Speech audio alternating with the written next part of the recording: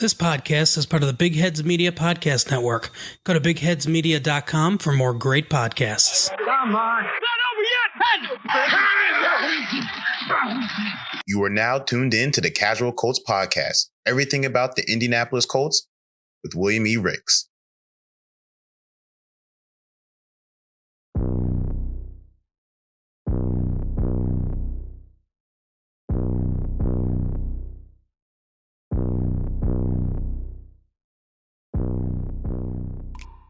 Hello again, this is William E. Ricks, and welcome to another episode of the Casual Colts Podcast.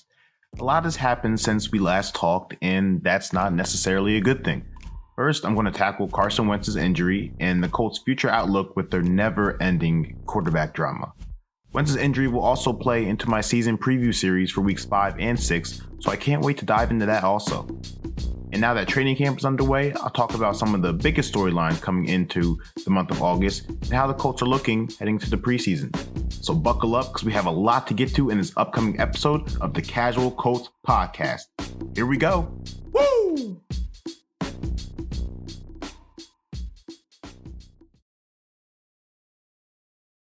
Hey, this is William E. Ricks, host of the Casual Colts Podcast. I want to thank you for tuning into my show.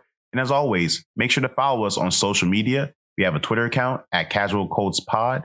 We have an email at casualcoltspodcast@gmail.com to hit us up with any questions, concerns, smack talk, or just want to stop by and say hello. And we also have a YouTube page, Casual Colts Podcast. We'll also be on Instagram and Facebook coming soon, so make sure you catch it on there also. But I'm done talking. Let's get back to the content. Thanks for tuning in, and I hope you're ready for the next segment.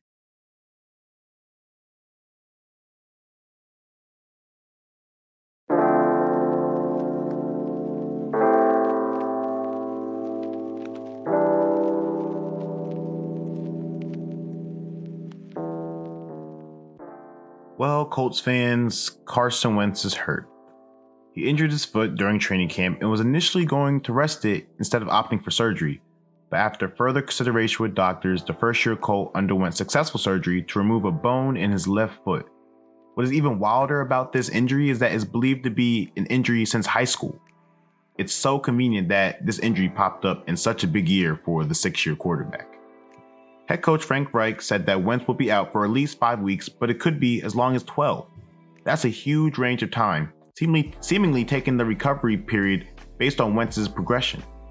I honestly don't want to see him after 5 weeks, no matter how good he's doing. I'd rather Indy take the long approach and hopefully be done with any more quote-unquote wild injuries involving their franchise quarterback. We saw what happened when Ryan Grigson, our last GM and company, kept rushing Andrew Luck back from injuries. Look, I'm sorry, Andrew Luck, you deserve better than him, and we all know this now. Let's not repeat that history. Plus, we can prevent that second rounder from becoming a first rounder for the Philadelphia Eagles by holding him out. Now that's a petty approach, but it's a viable option.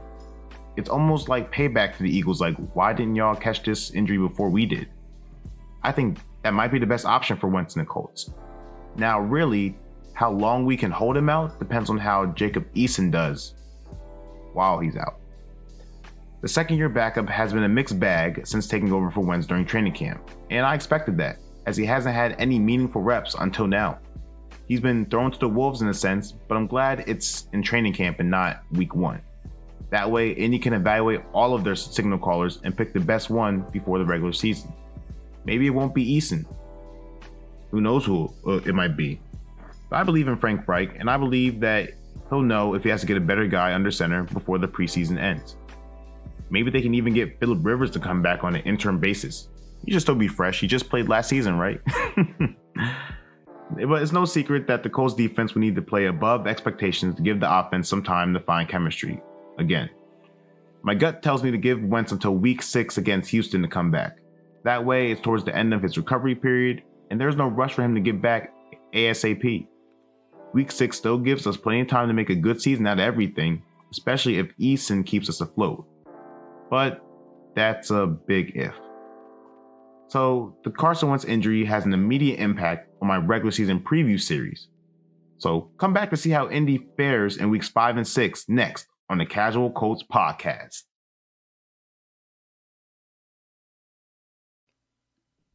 You are now tuned in to the Casual Colts Podcast. So come as you are, and as always, keep it casual.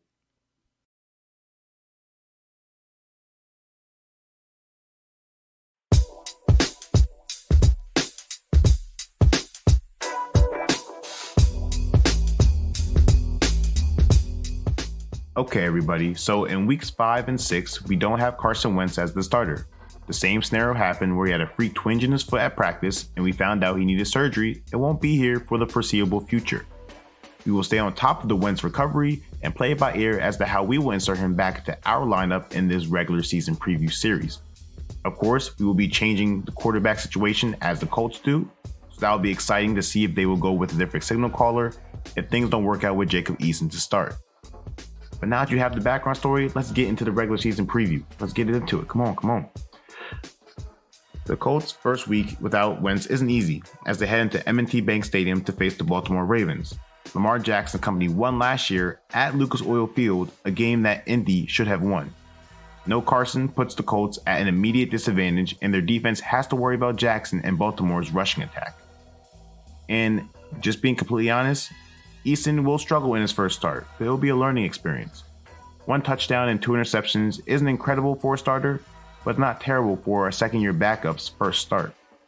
The running game will be a forgotten factor because Indy will have to throw to stay in the game. It won't be pretty, but it will be a promising start for the Colts offense under Eason.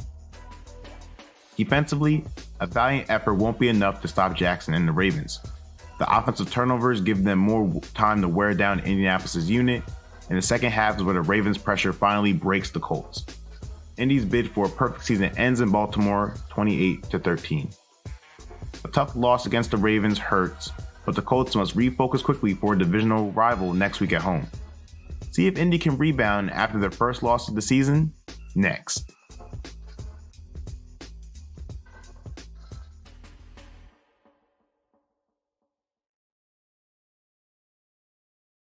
Thanks for tuning in to the Casual Colts Podcast. I hope you're enjoying this episode's content, and stay tuned because we got much more stuff to get into.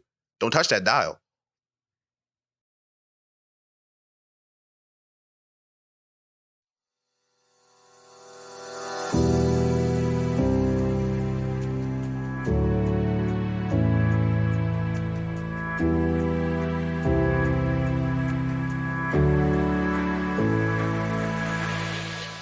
Despite the Colts not having a 16-0 record or the perfect season anymore, they'll be able to get back in the win column against the Houston Texans in Week 6.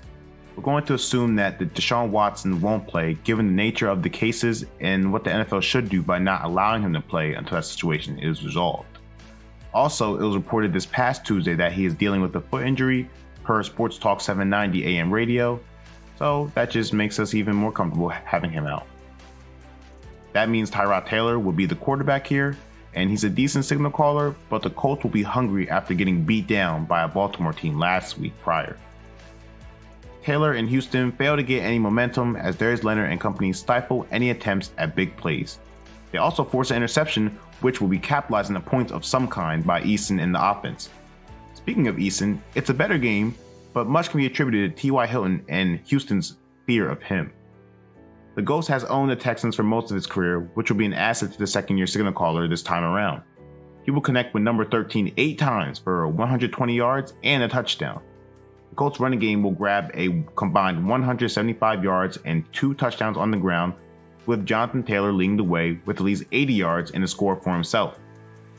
Eason will finish with a touchdown and a pick, a game manager kind of performance, which isn't a bad thing by any stretch of the imagination. The Colts defense will carry the day, giving the offense a much needed boost. They defend home turf and get the victory 24-10. So, after 6 weeks, the Colts are 5-1, and more importantly, 1-1 in games without Carson Wentz. Not too shabby, but things will get intense in the following 2 contests, so it will be interesting to see how the team fares in the next 2 games. But next on the Casual Colts Podcast, I'll be talking about Colts training camp and what I think are some worthy storylines from the early parts. So stay tuned, and we'll be right back.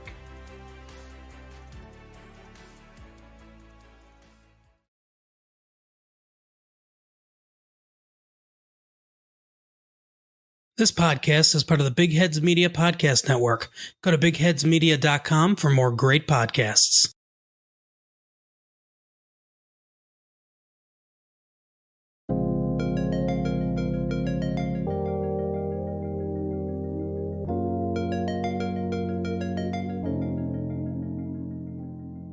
So the Colts training camp has been drama-filled, and that's become the usual whether we like it or not. First, Frank Reich missed the beginning parts because of positive COVID tests, but he was back with the team on August 2nd. Then Carson Wentz got hurt and is out for the foreseeable future. But let's focus on some other things that were maybe overlooked as Indy began training camp. The first thing is Bobby Okereke. And the Colts looking for another linebacker to put next to Darius Leonard, and he has impressed so far. He's been a ball hawk, intercepting Eason 2 times when he filled in for Wentz. He's been making plays and flying to the ball whenever he gets his reps. This is a positive sign, as 2 high-flying backers make the Colts defense more potent. He's credited his improvement with more reps and trusting his eyes, which is a fantastic thing to hear. He's showing the potential to be an excellent starter in place of Anthony Walker, and I'm really hyped to see what else he can do coming up in the regular season. The second thing that I'm looking at in Colts training camp is the receiving corps, as they'll be asked to do a lot more because of Wentz's injury and Eason's inexperience. They've shown that they're up for a challenge, doing what they can to help the second-year signal caller. Hilton and Pittman have become reliable options for him, and even though they haven't connected on every pass, his willingness to trust them on short and deep balls is building that chemistry. Paris Campbell's blazing speed has everyone excited to see what he can do, but that is if he can stay 100% healthy, which he hasn't been able to do. And this next thing is kind of complicated for me, and it's the offensive and defensive line. And me being a former offensive and defensive lineman, I can really relate to this. So the young pass rushers haven't been able to dominate the O-line, specifically the left tackle position where we should have put our attention to this offseason. And it's a positive and negative sign, and let me explain. I'm happy that Kwity Paye, Kemeko Turay, Grover Stewart, and company are getting pressure. The Colts are going to need it to help the pass defense, but it's concerning with how often they're beating backup tackles Sam Tevi and Will Holden. Eric Fisher won't be back from his Achilles injury soon, and Eason can't be blindsided because of inadequate protection. These two have to improve, but Paye needs to keep applying the pressure on them. He's going to be a beast if he keeps this up. And the last thing that I'm looking at for training camp is the injuries, and my goodness, the Colts have so many injuries. Not only is Wentz and Darius Leonard out, but Kenny Moore, Quintin Nelson, Ryan Kelly, and Xavier Rhodes have all appeared on the injury report. This is not a good sign for a team that has to face intense competition to start. I hope that this will be the beginning of the end of all the injuries, and these things aren't minor and won't impact these players for week 1. So training camp is just starting, but I'm really excited about the team. Despite the injuries, I think we have a talented running back group. I think our defense is going to be really good, but the Wentz injury is going to dominate the headlines until we figure out when he can come back and how good he'll be when he comes back. So until we figure out those things, we're just going to have to grin and bear it as Colts fans, in my opinion. Coming up next on the Casual Colts Podcast, we will be honoring 2 Colts legends that have entered the Canton Pro Football Hall of Fame this past weekend. We honor Peyton Manning and Edgerrin James next.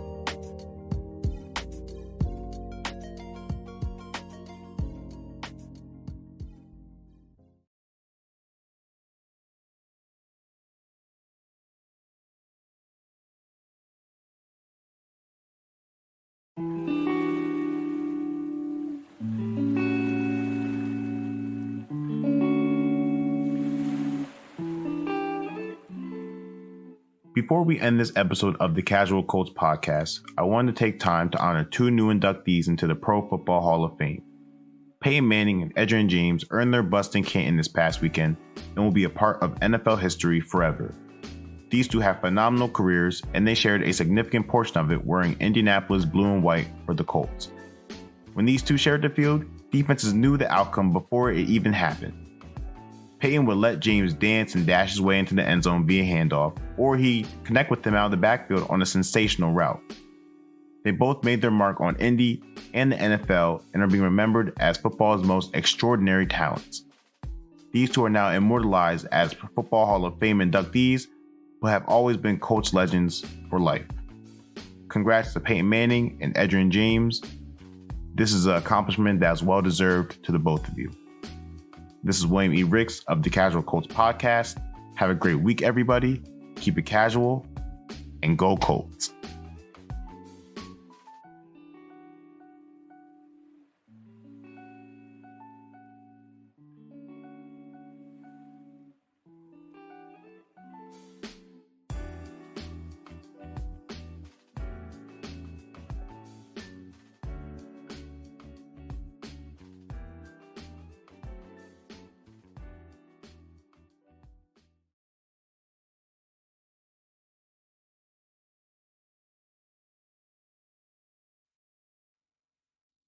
Hey everyone, so just as soon as I was finishing recording, some breaking news came in regarding the Colts, and this is more bad news, more injury news, and I don't know how things can get any worse for the Colts and their offense, but here it goes. Colts offensive guard Quintin Nelson will undergo the same foot procedure as QB Carson Wentz and will be sidelined 5 to 12 weeks per head coach Frank Reich on Tuesday, August 3rd. So that's another big blow to our offense. We lose our 3-time All-Pro guard in Quintin Nelson, who has anchored our unit for the past 3 seasons. This is awful. There's really not much you can go into it until, we just got to hope he can come back full strength, just like we can hope Wentz can come back full strength. And I kind of have the same thought process as Wentz. Don't bring him back after 5 weeks. Give him more time to get healthy, get back into game shape, XYZ. Yeah, but I just wanted to break that news to you guys. Quintin Nelson out 5 to 12 weeks, same as Carson Wentz. They're both undergoing the foot procedure. And lastly, this might be a start. I don't want this to become a pattern, but this is the second time this injury has happened. So is this something with the Colts training facility or what? Like, this is really starting to get really concerning. But just wanted to break that news to you guys. I'll talk about it more on the next episode of Casual Colts Podcast.